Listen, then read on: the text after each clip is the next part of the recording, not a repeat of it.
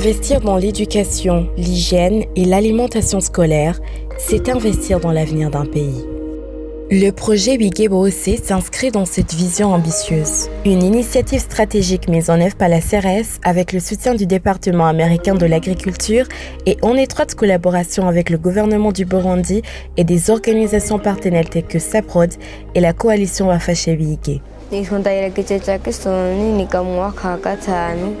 mpaka umutumba wa Nzozi umugambi wa Bigebosse jewe warampinduriye ubuzima ndumva ngenda kamwemwe ivyigwa ndabifata neza kandi sinogaya mu bisanzwe nyene ndiga nkavuga ati na jewe ego uyu musi kweri nakoze ukugaruka kw'ishure twarariye nyene ndumva naje yuko mpaye ngenda turana kabiri nyene nico gitwa cyamvuga ati wanze ndakwikirana ivyigwa kw'ishure kugira naje mere nk'abandi biza amashuri kera umugambi wa Bigebosse utaraza twariga ntitwatahura ivyarivyo ubu gusa nyene turiga tugatahura ati ico batubwiye ni iki.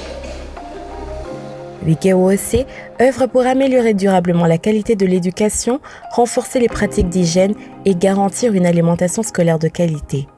Jewe nitwa Nayabagabo Josh, umwigisha wo kw'ishure ry'Inzozi mu mwaka wa kabiri. Umugambi wa Bigebosse wo gufasha abanyeshure gusoma neza, je novuga yuko ndi mu bantu bawukurikiranye nongera kandi ndanawushira no mu ngiro mu kubirosa abana cyane cyane mu inyuma y'ivyigwa doje kwigisha. Umugambi wagize neza waragize n'akarusho kanini ku bana kuko abana benshi twafashije mu kubafasha gusoma no kwandika nko ku bice 95% barimutse baravuye mu mwaka wa kabiri baje mu mwaka wa gatatu. Yego twatanguriye ku Kirundi, cyari Kirundi tugahera gusoma abana bagasoma hama bamaze kumenya gusoma intambwe ya mbere nifashe twaje tujya ku ntambwe yo kwandika barasoma bakandika. Ni kuvuga muri make umugambi wa Bigebosse utaraza kuvuga abana benshi ntibatahura gusoma ntibasoma neza uko twarigisha ivyigwa duhejeje twabaduhejeje nyene, ariko tumaze gufata ujya mwanya wo kwigisha inyuma y'ivyigwa tuvuga byacu bituma abana benshi bamenya gusumba uko bahora bamenya.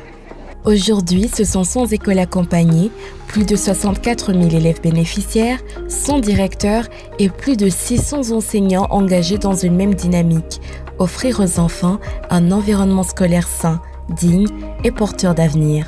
Nitwa Aliside, mfite imyaka 11, niga mu wa gatatu. Umugambi wa Bigebosse wafashije kumenya. Naragiye mu mugambi wo gusoma bituma menya gusoma. Ndashoboye gusoma Ikirundi. Ndashobora gusoma indome nyinshi. Umugambi wa Bigebosse warafashije ndaronka ivyonja, ndaronka ingufu. Ikimpa ishaka zo kuza kw'ishure ni ifungurwa zo kw'ishure.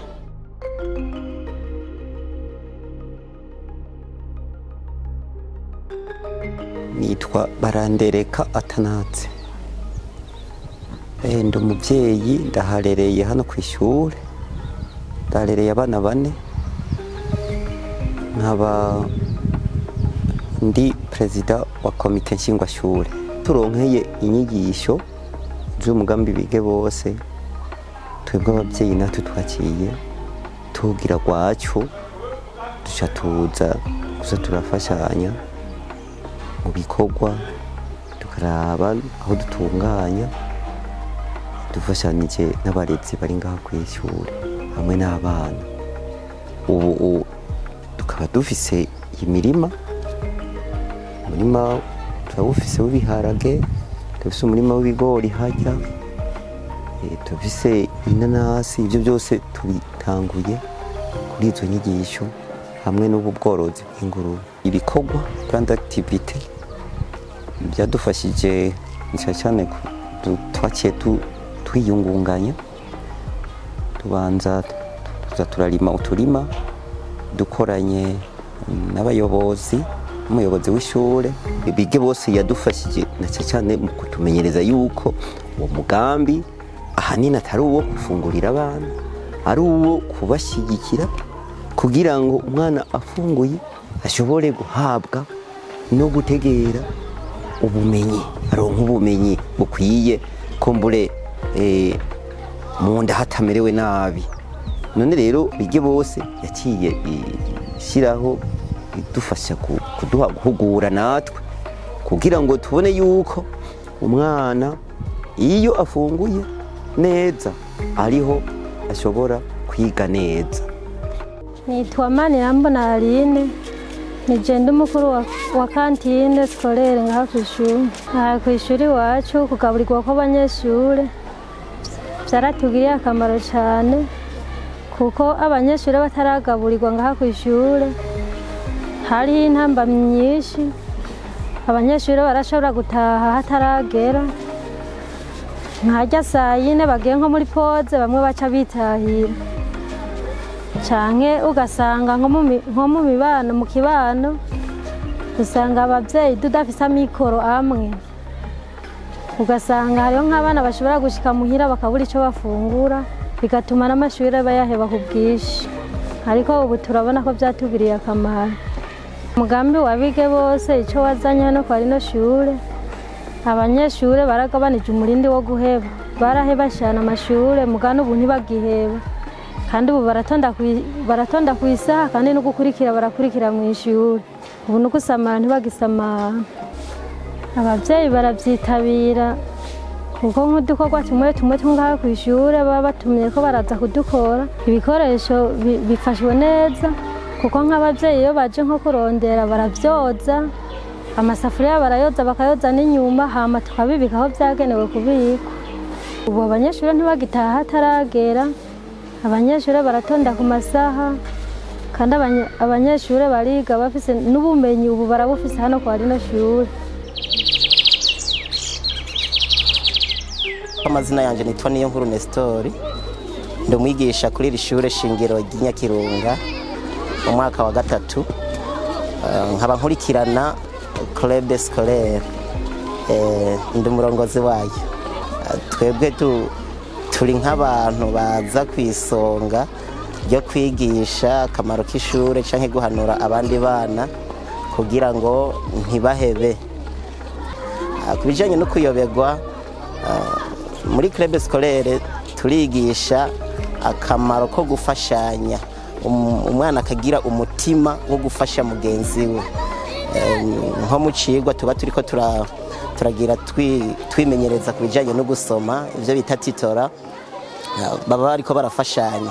Rero uwo mutima wo gufashanya baba bawufise no mu vyigwa, rero bafashanya gutyo nyene bigatuma urya mwana abishoboye canke abizi avyumva cane agasigurira urya bikiri hasi kugira ngo nawe amuduze ubumenyi, kaca usanga rero birorosha ingene bashobora kumenya mu ishuri.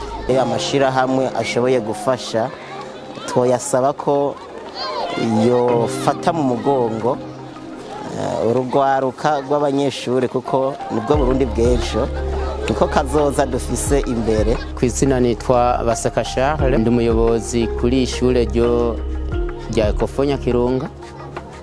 Mu bintu nyamukuru mugambi Bige Bose wazanye kuri iri shure harimwo ico noherako ubwa mbere ko byatanguye hatanguye inyubakwa, hamizo nyubakwa ziba ari zishungura ibifungurwa abana bakenera bari kw'ishure bajije kwiga, ego irongera irubaka uburiro naho bategurira ibifungurwa.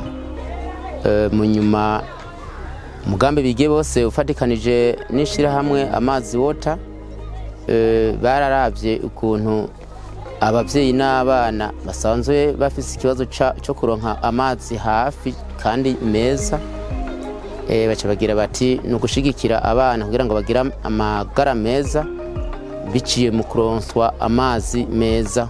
harakurikiye n'irindi shyirahamwe wanashima riza kunganira mu kubaka amatwarete right to play nayo nyine kugira ngo ifashe kuko uko abana bagwira baca basanga batonze imirongo ku tuzu twa sugoma. Ugucererwa, ugusiba n'uguheba byaragabanutse kuko ubwa mbere baraheba ku rugero rwagera ku 39, mu nyuma baratubandanije bahevye ku rugero rwa 20. Mu mwaka uyu duhejeje bahevye ku rugero rwa 17.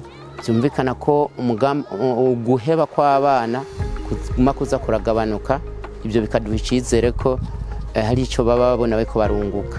Nitwa Emmanuel Ndayisenga, nkaba njejwe ububiko ngaha ku ishuri Nyakirunga, nkongera nkaba n'umwigisha mwigisha mwaka wa mbere. Twarize ukuntu dushobora kwakira izifungurwa zije, hanyuma tukaraba ko ibyo baduhaye kuri borudero na kantite baduhaye ko bisa ko arico kimwe, ko bingana, ko babitwigishije. Indya zije turazakira tukazishira ku mafishe, hanyuma tukongera tukazinjiza no mu mashine muri tablette. Ngaho umutekano wo ngaha muri stock wifashe, byifashe neza kuko tumaze gushaka ku palete. Izi palete zituma indya ziri munsi zitabora. Bwa mbere ntizibora, ubwira kabiri bituma atadukoko twinjira ndani ngo tuze kurya umuceri. Turavye n'ukuntu tuba twabipanze, ukuntu tuba tubipanga ku buryo bw'uko atambeba yinjira mu mufuko ija mu wundi, kuko tuba twahugaye neza dukoresheje ubuhinga batwigishije. Umugambi biga wose waradufashije ibintu byinshi, kuko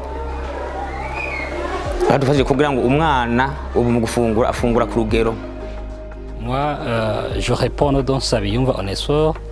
Je suis l'inspecteur provincial de l'éducation de Buhumuza. Les interventions du projet ont fait quelque chose d'important au niveau de l'éducation, surtout que le programme a concerné en premier lieu la cantine scolaire, l'alimentation des élèves à l'école. Avant, on constatait qu'il y avait des enfants qui abandonnaient prématurément l'école sous le motif de faim, pauvreté dans les familles. Mais avec l'arrivée de ce programme, on a constaté qu'il y a eu réduction sensible du taux d'absentéisme. Il y a aussi réduction du taux d'abandon dans les écoles cibles.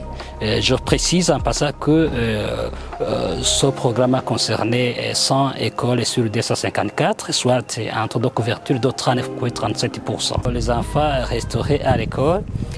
On a vu qu'ils se concentrent, ils suivent, participent. On a vu que le taux de réussite a monté, le taux d'absentéisme a été réduit. Et on a constaté avec l'évaluation à mi-parcours qu'il y a eu des avancées. En fait, il y a le département américain de l'agriculture qui a donné les fonds. Et ici au Burundi, avec la concertation du ministère de l'Éducation nationale et de la recherche scientifique, le projet était exécuté. Il était aussi, bon, que je ne disais pas toujours, il était, bon, il est, parce que même si on a dit que le projet va s'arrêter, bon, il s'est arrêté au mois de juin, le 30 juillet de cette année, mais on a vu qu'il faut continuer à restaurer les élèves avec les quantités de vivres qui restaient. Les partenaires, le projet exécuté par CERES, dans le programme Big Boss, il y a aussi d'autres partenaires comme Fashebig et autres intéressés par le programme. Je vous ai parlé des points d'eau, là je fais allusion à Maziwota et autres. Donc il y a beaucoup de partenaires qui se sont mis ensemble pour que le projet puisse aboutir. La collaboration entre ces partenaires vraiment est admirable. Pourquoi? Parce que dès le départ, aux autres bailleurs, mais aussi le gouvernement, Et comme on avait commencé ce programme, on avait constaté qu'il y a des avantages. Il faut voir les façons de continuer ce programme. Et vous voyez, quand il y a un programme et un projet, on aspire à une pérennisation, mais comme le temps était court, même la pérennisation va se heurter à un échec. Donc, il faut qu'on cherche, qu'on trouve un autre partenaire qui peut relayer avec le programme Big Boss, afin que les enfants continuent d'être restaurés. Mais à côté de cela, il faudra aussi songer à la couverture de toutes les écoles comme on le fait ailleurs, afin que les résultats soient retentissants et qu'ils soient évaluables au niveau global. Wigeboose, un partenariat fort au service de l'école burundaise.